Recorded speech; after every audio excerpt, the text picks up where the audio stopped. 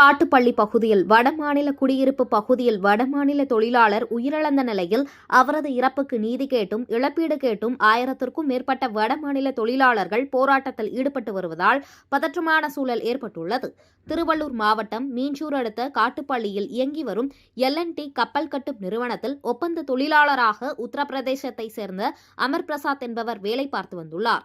நேற்றிரவு அங்குள்ள வடமாநில தொழிலாளர்கள் தங்கும் குடியிருப்பில் வீட்டின் மாடியில் ஏறும்போது தவறி விழுந்து உயிரிழந்ததாக கூறப்படுகிறது. சடலத்தை மீட்ட காட்டூர் காவல்துறையினர் உடற்கூறு ஆய்விற்காக சென்னை அரசு ஸ்டான்லி மருத்துவமனைக்கு அனுப்பி வைத்தனர்.